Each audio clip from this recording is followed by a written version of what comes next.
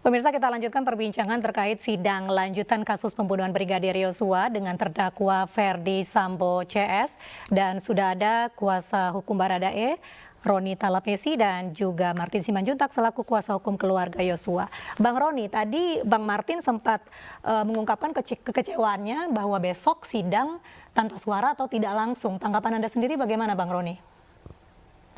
Ya, Mbak Mirva, tentunya kan dari keluarga kan mungkin pengen tahu kan mengenai proses persidangannya seperti apa kan, terkait dengan pemberitaan live atau tidak kan. Pastinya kan dari keluarga korban tentunya pengen tahu, dan tentunya juga masyarakat umum pengen mengikuti proses persidangan ini ya, yang tadi disampaikan social justice control ya. Tapi dalam proses ini saya juga pun belum mengetahui, karena persidangan besok kan kita lihat ya apakah ada penetapan atau ada putusan dari majelis hakim, saya belum tahu.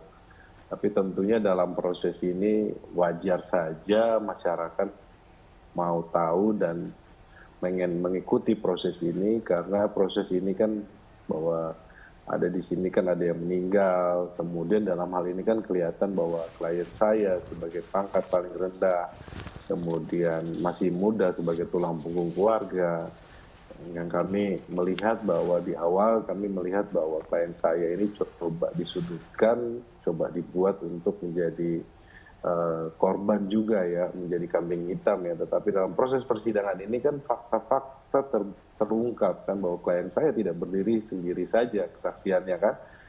Kesaksian dari ajudan yang menjelaskan soal sarung tangan, kemudian mengenai senjata HS dari almarhum. Ini kan sesuai dengan keterangan dari klien saya sampaikan di proses di BAP di penyidikan ya. Kemudian terkait dengan ada pemanggilan klien saya di rumah saguling, di situ kan ada pemanggilan HT, ternyata itu klien saya dan ajudan yang lain tidak mendengar pemanggilan HT dari FS kepada Ricky Rizal kan.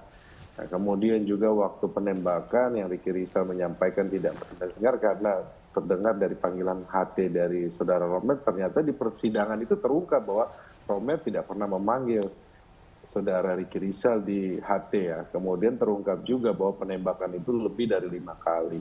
Nah, hal-hal seperti ini kan sebenarnya yang sudah terungkap di persidangan, kemudian juga yang disampaikan dari petugas swab bahwa sebenarnya itu saudara FS itu, Ferdy Sambo itu isolasinya itu di rumah bangka. Nah, ini kan sesuai dengan klien saya sampaikan kan.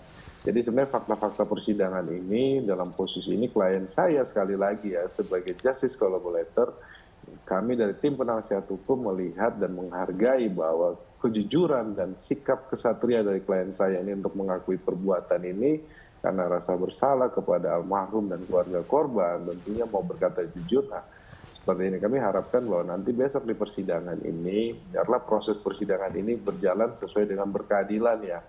Jadi semua bisa melihat bahwa klien saya juga pun dalam kasus ini bisa menempatkan posisinya dia sekali lagi ya sebagai penerima perintah, dan ada yang memberi perintah yaitu Ferdy Sambo. Ya, baik, saya ke Bang Martin. Bang Martin, tadi Anda menyebutkan kekecewaan akan sidang yang tidak transparan, lalu juga tentunya pihak keluarga Yosua menginginkan para terdakwa dihukum seadil-adilnya. Lalu juga namun salah satu terdakwa, Ibu PC, tetap bersikukuh merasa dilecehkan. Lalu bagaimana tanggapan Anda selaku perwakilan dari keluarga Yosua? Ya, mengenai transparansi itu penting ya, Mbak Mirva ya. Kenapa saya bilang penting? Dalam suatu kehidupan ataupun dalam organisasi, segala sesuatu yang ditutup-tutupi dan tidak terbuka itu berpotensi adanya kebohongan sehingga bisa timbul suatu kejahatan. Ya, jadi saya pikir jangan sampai sesuatu hal yang sudah baik, yang sudah bagus, justru ke belakang malah diamputasi dengan alasan-alasan tidak jelas yang katanya demi efektif persidangan. Enggak akan efektif. Justru itu bakal menjadi lebih tidak efektif kalau tidak dikontrol melalui social control. Saya yakin itu. Lalu yang kedua, mengenai seadil-adilnya apa yang dimaksud oleh keluarga adalah harus terbukti sesuai dengan apa yang terjadi sebenarnya.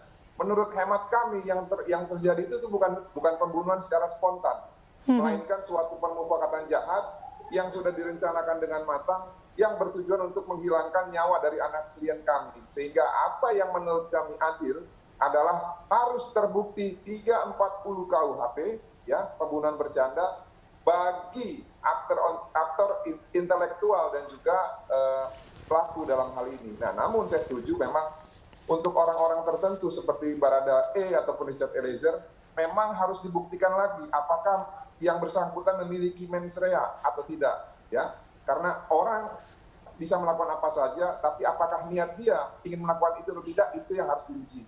Lalu yang kedua, apakah dia dalam keadaan terpaksa, ya, sebagai contoh ada pasal 48 KUHP, apabila yang bersangkutan melakukan suatu tindak pidana, ya, karena adanya ancaman, ya, apabila dia tidak melakukan hal tersebut dia dibunuh, itu bisa bebas, ya.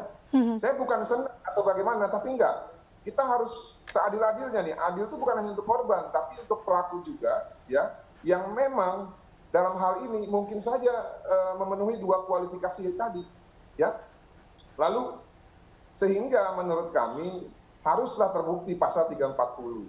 Nah, namun untuk aktor intelektual saya pikir ini nanti biarlah hakim yang memutus. Yang pasti kan ada 3 alternatif hukuman. Hukuman terberat, hukuman mati, hukuman yang sedang itu adalah seumur hidup, dan yang terakhir adalah 20 tahun.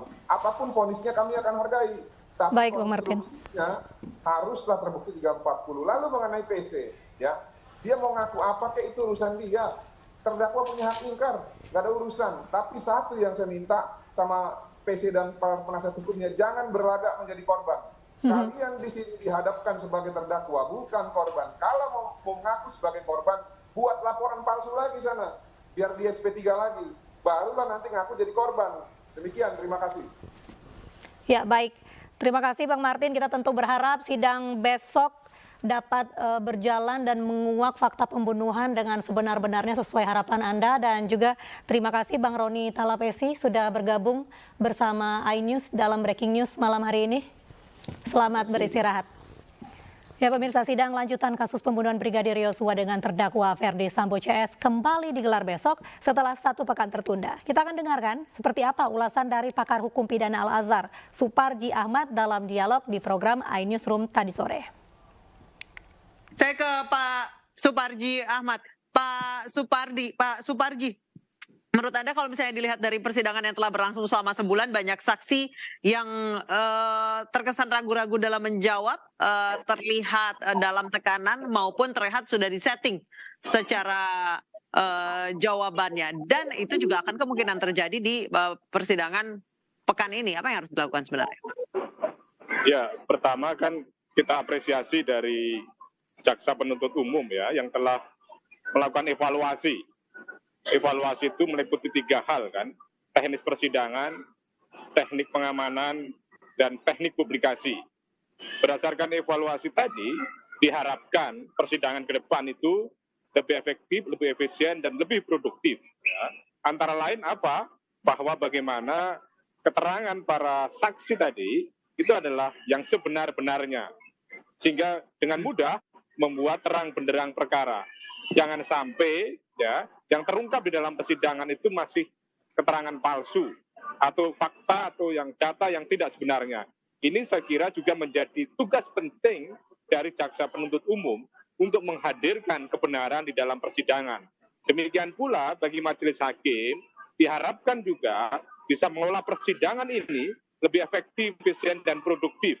Karena publik ada satu asumsi, ada satu kecenderungan sudah jenuh, ya, melihat persidangan yang muter-muter, persidangan yang bolak-balik, dan lain sebagainya. Ini adalah psikologi publik. Diharapkan ini bisa kemudian diatasi.